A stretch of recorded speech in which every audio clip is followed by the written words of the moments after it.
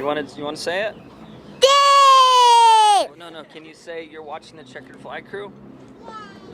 Guess not. I'm Jimmie Johnson, and you're watching the checkered flag crew.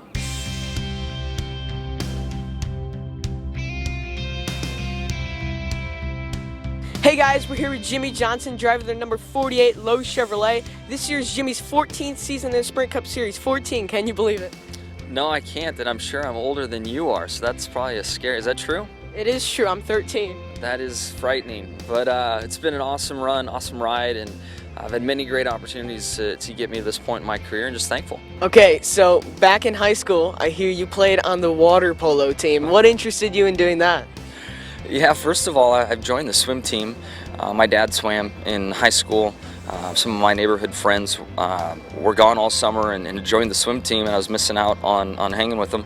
So I went and joined the swim team, and then when swim season was over, everybody stayed in the pool and played water polo. So I just stayed with the water theme and kept going. And oddly enough, in Southern California, our football program and football in general wasn't as popular as swim. So it turned out to be a great thing for me, and I'm so happy that I pursued that through my high school years. We're here with Jimmie Johnson, now a 7-time champion.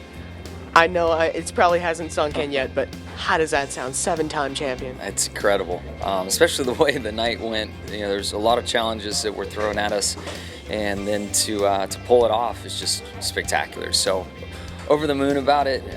Such an emotional and meaningful championship for a lot of reasons, and just excited to be living this dream right now. It's a lot of fun. The restart of your life that led to your 7th championship, and you now join Dale Earnhardt and Richard Petty. Congratulations, Jimmie Johnson. So we're here with Jimmie Johnson, and as you can see, he's blindfolded. He can't see a thing. So we're going to Jimmie, if you could just cup your hands, and we'll place. Not sure what you've talked me into here. But. We'll place a random object into your hands, and you got to guess what it is. So here's the first object. We'll give you one final object. This is a very tough one. It's a sticker. No? It is not. No? Wristband? Not a wristband. Okay, you can take the blindfold off. It is a film strip. Oh, film strip.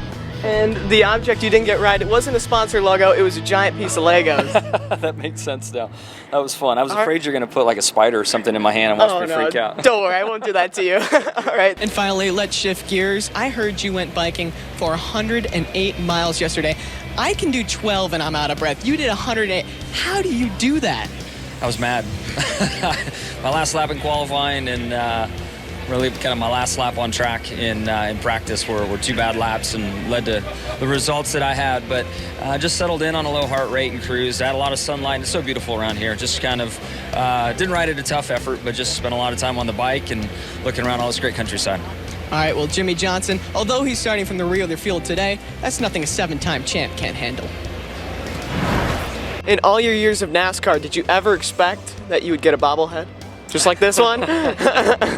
No, I didn't. And it looks just enough like me to draw a comparison, and then just not enough like me to be funny. So I'm real proud of it and thankful for Texas Motor Speedway and what they've done. Do you have to pose just like you did in here? They tell me I did at one point, I guess, coming out of the race car. But yeah, it's short arms, big head, short body. It's quite a look. One of the top moments from this year was when you pranked the 78 team by buying children's bikes. How did that come about? It was just too good of an opportunity to pass up. After my mistake at the Roval, I was talking with Cole Pern, the crew chief there, and he knows that I cycle a lot, and his group, being in Colorado, is a very outdoor-focused group of guys, and he said, hey man, why don't you have your bike sponsor Trek give us all bikes to make up for it, and we'll all forget about it. And we just laughed about it. I told my team the story. They laughed about it and said, you should probably go buy some kids' bikes for them. So that's where the idea started, and then we were able to execute it as we did. I saw some pictures on Twitter. I mean, you had like shopping carts filled with children's bikes. Did you get some weird looks checking out? I was at the track working, so my motorhome driver went and grabbed the bikes. Fortunately, they were all pre-assembled. So his Tahoe was full of all the bikes, and I had to get NASCAR's permission to get in the garage area. So once I had permission to get in the garage area, and when the sun went down and nobody could see us, pulled off the prank then and had a good time with it. Next one, would you rather have 20 butterflies, this is the weird one, would you rather have 20 butterflies appear every time you coughed, or 5 rabbits appear every time you sneezed? I got to think about this one. It's an important decision. Yeah, I would go with rabbits because my girls would love to have pets. Oh, so you'll sneeze a lot and they'll just show up? Yeah, we'll have rabbits everywhere. It's okay to wear socks with sandals. No, it's not. No? It's not, no. So There's something really wrong with that.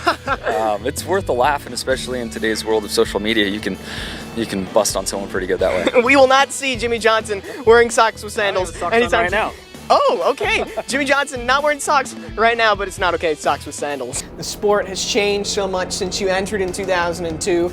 How has that change in the sport changed how you give him advice and what to move on to in the future? Yeah, in today's world, it's so tricky, it's so expensive, and if you don't have a budget with you to take to a team, you don't really get that opportunity. Yeah. Granted, money had to take place during my generation coming through, but the manufacturers could influence those decisions pretty heavily. And I was so thankful. I feel like I was one of the last to kind of get through on the manufacturer card, where Chevrolet believed in me and they were out selling me and shopping me to teams, and it really opened the right doors for me. Well, Chevy believed in the right guy, Jimmie Johnson, one final time here in 2020. You said that you have a good amount of years before you hang up the helmet, but after you're done racing, a lot of people are wondering, what are you going to do next? I was thinking, could you possibly be a car owner? No, I don't think so. I don't have a desire to start my own team. Hendrick's, home for me, and if there was an opportunity there of some kind, I would absolutely consider it. But I've always dreamed of taking my helmet to race cars, not having the place where people brought their helmets. So I'm not overly interested in that. I plan on living. I've been committed to this industry for a lot of years, and I think getting started, I'll take a year or two off and just enjoy and travel and explore with my family. But I still want to keep a presence around the racetrack. This is where my heart is, and I want to help this sport grow and also Hendrick Motorsports grow.